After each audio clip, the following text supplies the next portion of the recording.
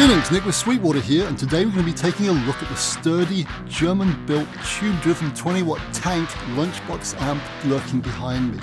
The feature-laden ENGL Ironball Special Edition E606 SE. Let's go.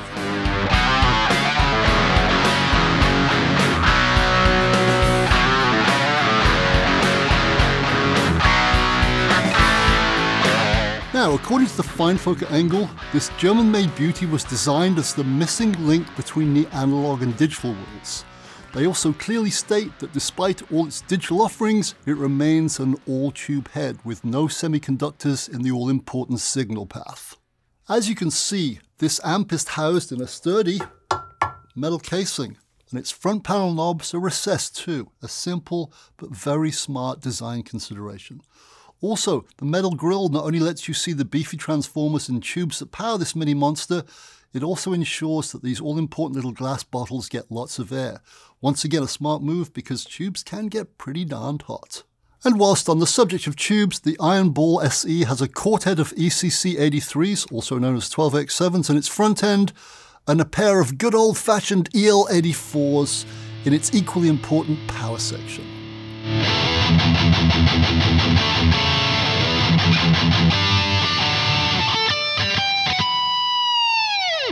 The Ironball SE has two foot switchable channels, clean and lead, which both share the same EQ network. It also has a plethora of other features, including a built-in noise gate, built-in digital reverb, digital delay, a tube buffers effects loop, onboard IRs, power reduction, MIDI switching, and a whole bunch more. As its name implies, the Ironball SE is definitely aimed at the hard rock and heavy metal guitar player. That said, its clean channel produces some really nice, harmonically rich clean tones and also some snarling, bluesy, AC/DC approved crunch tones too when its gain is cranked to hair. Let's check it out.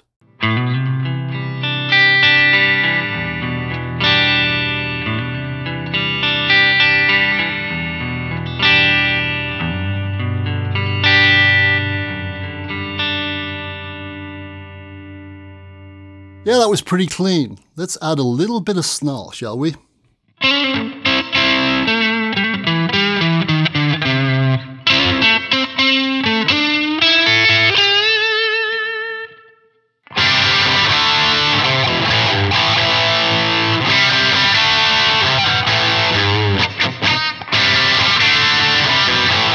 Yep, a clean channel that can be not clean at all. Nice. And the same is definitely true of the lead channel too. It can be stun or subtle. Let's go from subtle to stun.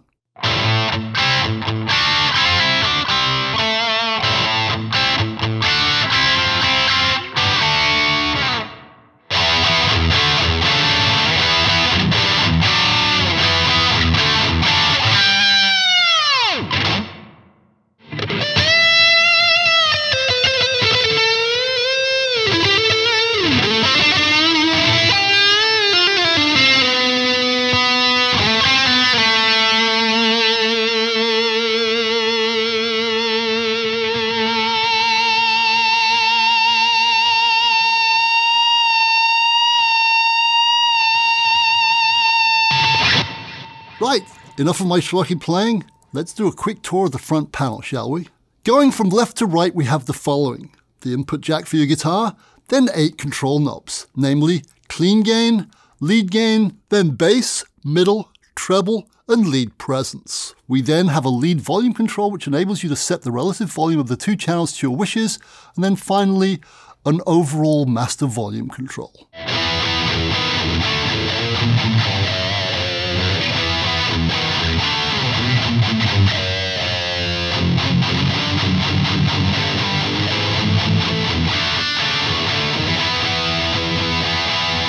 So far so good, right?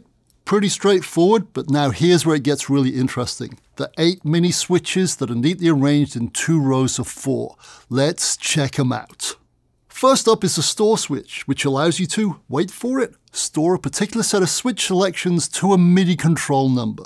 More about that in a minute, so stay tuned. Next to that is the MVB switch. Now MVB is an acronym for Master Volume Boost, and activating it boosts the master volume by approximately 2.5 dBs, which is a perfect amount from going from rhythm to lead.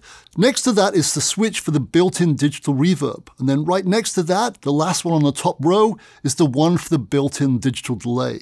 And when this one is activated, the LED flashes in time with the tempo of the delay setting you've chosen, just like this.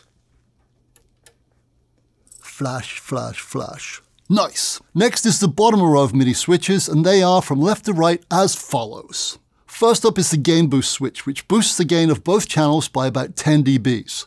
Very nice.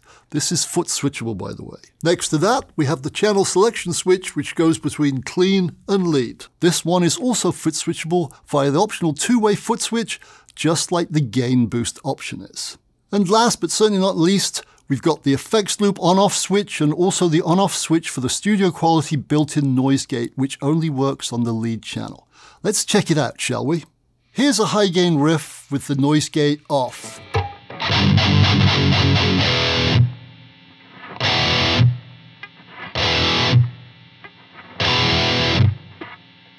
As you could hear, due mainly to the lights and the fact I'm sitting right on top of the amp, there was some unwanted noise in between those stabs. We want total silence, so let's do this. Let's activate the noise gate and see what happens.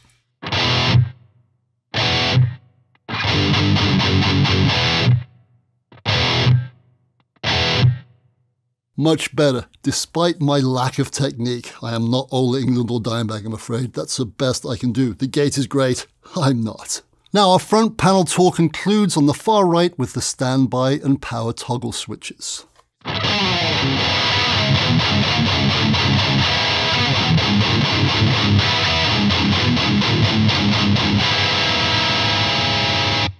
Before we head to the back panel though, as promised, let me quickly explain how the store button works with MIDI, assuming of course you have a MIDI foot switch hooked up to the amp. I'm going to quickly set up some switching settings for both a rhythm sound and a lead sound. Let's start with the rhythm, shall we? I'm going to want to call it up when I step on button 1 on my MIDI foot switch. Here's how I do it. First, I step on button 1 on my controller so the amp gets the program change number in its brain. Then having done that, I'm going to select my desired switching. So let's do it. First and foremost, I'm going to hit button 1. Having stepped on button number 1 on my MIDI foot switch, I'm going to set up my switching, which will be the lead channel, noise gate, and reverb. Here goes.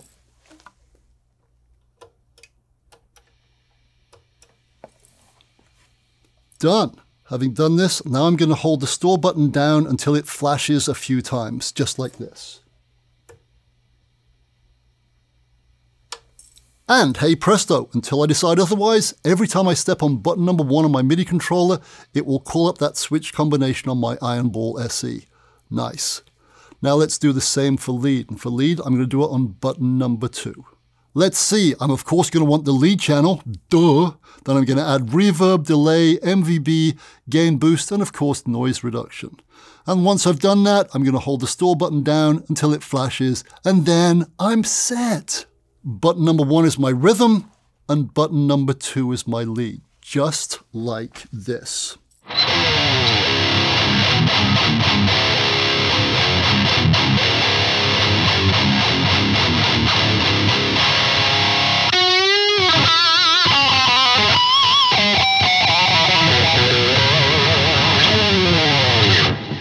Wow, pretty easy, right? It must be. I just did it on camera, live.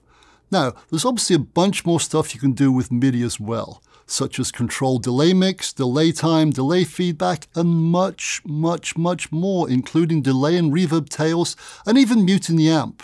It's all in the handy-dandy manual, so when you buy it, read it. What a concept, a manual that helps you program an amp. Yay! Front panel tour completed, and a little bit of the switching explained. Let's head around the back, and brace yourself, because this is feature-packed. First up, we've got controls for delay mix, delay time, and delay feedback, plus reverb level, and also the noise gate level control too. There's also a switch for the impulse response, namely IR balanced output, which is either taken directly from the preamp or when the button is pressed in after the power amp stage. Next up, we have the Ironball's built-in power soak. This bad boy has 4 settings: full power, then down to 5 watts, then down to 1 watt, and then wait for it, speaker off, which means you can record in total silence using the IR balance line output. Ditto if you're performing on a silent stage with in-ear monitors. Nice! And as you'd expect, the 5 and 1 watt settings are also studio and very neighbor friendly too. Good stuff. Now, even though this is only a 20 watt amp, the Ironball SE is a very, very loud 20 watts indeed. So much so that I've been doing this whole video just using the 5 watt setting. And trust me, I repeat, I am not a volume wimp. These are pretty much done, as you can probably tell from my playing. Right, let's quickly go across the bottom of the back panel from left to right, shall we? Next to the power cord receptacle, we have the foot switch jack, which works with a 2-button foot switch, such as the beefy ENGL Z4. Next to that, we have the MIDI input and also a USB port for IR loading. Yes, my friend, in addition to coming loaded with 3 excellent ENGL cabinet IRs, you can load in 5 of your own. Good stuff. Then we have the send and return jacks for the series effects loop, the IR selector, a 1/8 inch headphone output with level control, a balanced IR XLR output, and an XLR ground button too. And then finally, we have a couple of speaker output jacks. And we're done. Now, before I sign off, I should quickly mention 3 things very quickly. Number 1, the cabinet I'm using is the ENGL E212VB, a 120 watt vertical 2x12 loaded with a pair of Celestion Vintage 30 speakers. Now, not only does it match the head visually, but sonically as well. It's also incredibly roadworthy. It's built from Siberian birch and weighs in at a staggering 77 pounds. And believe me, that's heavier than some of the 4x12s out there right now. Beefy indeed, by sound and by nature. Point number 2, the Ironball SE has a simpler sibling named the Ironball E606, which has a lot fewer bells and whistles, but is still incredibly flexible, plus it sounds and feels great. And finally, point number 3, and hopefully this is obvious, I've really only just scratched the surface on the incredible flexibility of this wonderful piece of German engineering. For more information on this fine feature-laden product, please go to sweetwater.com, or better still, call your Sweetwater sales engineer and he or she will be only too happy to guide you through all its many wonderful features. I'm out. See ya!